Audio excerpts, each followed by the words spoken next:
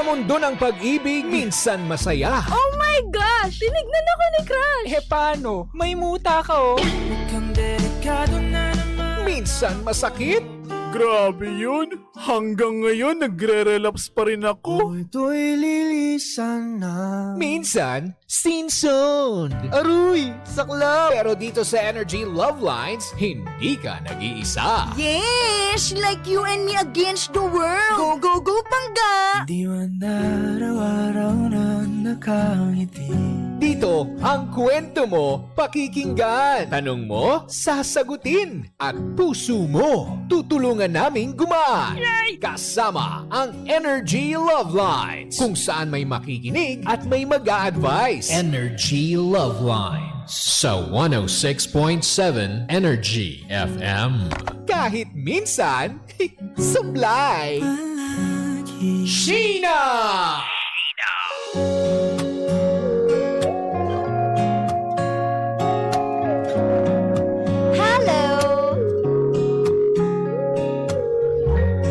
Hello naman mga Pangga! Isang maganda at masayang afternoon sa inyong lahat. Oras po natin 2:32. At nako, ito lang naman. Minsan may mga araw na ang hirap bumangon or ang hirap magdesisyon, no? Kung mananatili ka ba sa posisyon mo or gagawa ka ng paraan para makalabas dyan, di ba? Katulad na lamang ng linyahan natin ngayon, Pangga, na tungkol po sa natitira na lamang na awa sa sarili mo. Ayan, aray ko. Yung tipong pagmamahal ng sobra sa ibang tao na wala ka nang kayang ibigay na pagmamahal at oras para sa sarili mo. Alam mo, kapag ang tao naubos, mahirap yan eh. Darating sa punto na gugustuhin mo na lang matulog, ayaw mo nang lumabas ng kwarto, ayaw mo nang lumabas ng, alam mo yun, may makakita kang tao, wala ka nang gagawin, ihinto mo na ang mundo. Kasi naubos na to sa maling tao, di ba? Sa mga kakarinig nga lang netong ating linyahan, no? Ulitin natin. Sabi, masakit magmahal ng sobra kasi madalas wala nang natitira para sa sarili mo. Ang tanong, handa ka bang mawala sa sarili mo, mabigay mo lamang ang saya niya? Ang hirap naman. Kumbaga, very na to, no? Sacrificial love. Maaari ibang sakripisyo na to. Kasi hindi lang naman yung I love you yung sinasacrifice mo dito, hindi lang naman yung pagiging sweet mo ang sinasakripisyo mo, pati na rin yung mental health mo, physical health mo, emotional, alam mo yon, lahat na ultimo nga schedule mo kunwari ng pagdadasal o pagsisimba, may isasakripisyo mo, di ba? Kapag sobrang mag-demand na, yung maling taong sinasamahan mo. Kaya ang tanong, hanggang kailan? Willing ka nga ba? Masarap lang siyang pakinggan eh, na handa akong mawala sa sarili ko para sa'yo. Handa akong kalimutan ang mundo para sa'yo. Pero kapag titignan mo, hihimay-himayin mo, hindi maganda. Diba? Ang nangyayari, parang nagiging na yan, bad influence, ganon. Nang dahil sa pag-ibig, mabubulag ka na, friend?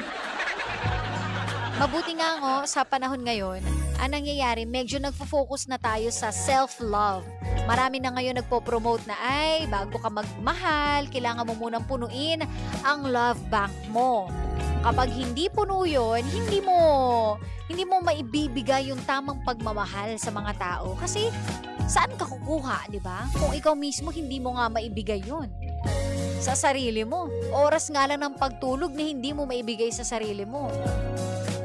Paano mo aalagaan yung ibang tao kung ikaw mismo walang time para sa sarili mo, di ba? Hindi mo maa-appreciate. Mapapagod ka lang. Sa una siguro masaya, masarap. Pero habang tumatagal, pagod na lang yung maiiwan eh. Hanggang sa eventually magiging pagsisisi. Lalo na kapag hindi mo nakita yung resulta na ine-expect mo.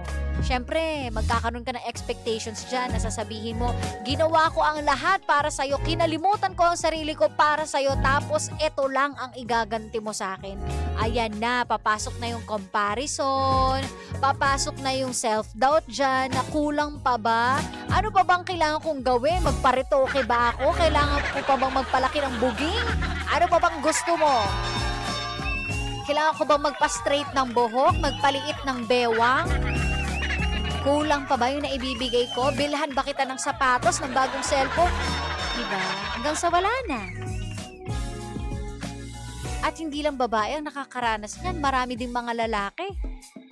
Na tipong gumagastos ng magkano, ilang libo. Na tipong, alam mo yun, hindi na kumakain sa isang araw. Pumayat na't lahat. Dating nag-gym ngayon, wala na. Hindi na kaya. May nagtataas ng kamay. Diba? Kaya nga sabi nung iba, dapat daw nagtitira ka para sa sarili mo. Ako na may hindi talaga rin naniniwala dyan. Kasi kapag nagmamahal tayo ng totoo, hindi na natin kinukompute yung mga bagay-bagay.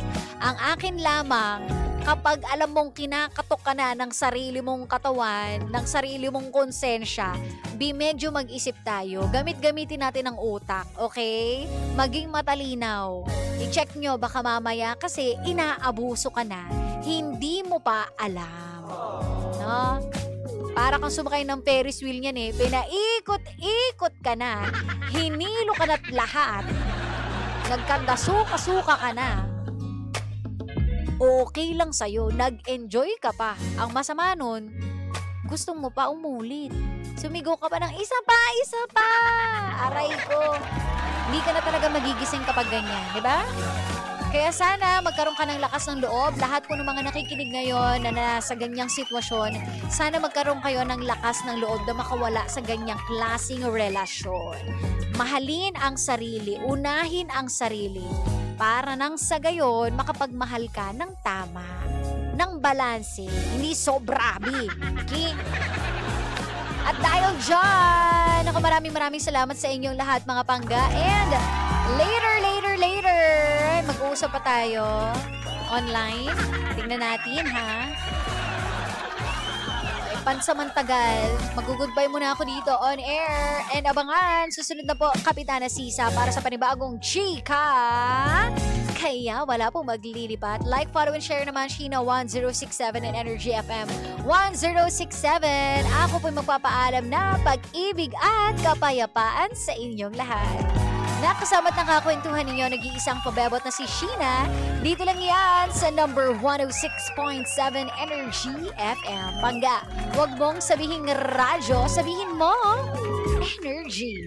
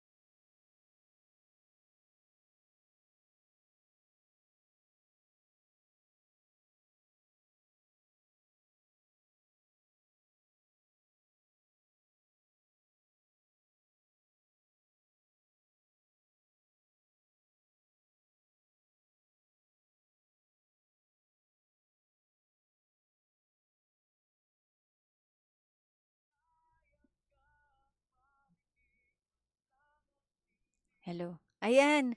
Ano na, B?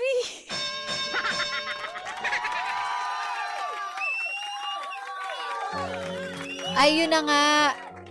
Naku, sa mga panggapo natin na sobra-sobra magmahal, sana naman kahit papaano ay naging maayos tayong lahat, ano? And, lagi nyo pong tandaan, kapag kayo po ay medyo nauubos na, nararamdaman yung hindi na kaya, kapit lang pangga, di ba? Isipin nyo maigi, mag-reflect tayong lahat, no? Kung ano nga ba ang pwede nating gawin, ano ba yung pwede nating solusyon, bago tayo magdesisyon, di ba? And kapag alam mong binuhos mo ng lahat sa isang tao and wala pa rin, siguro, pwede nyo nang sabihin na, oops, teka lang, exit na muna ako. Ay. No? And sana mga pangga, magawa natin ang paraan na mabalanse ang lahat ng bagay. Di ba? Para happy-happy tayong lahat.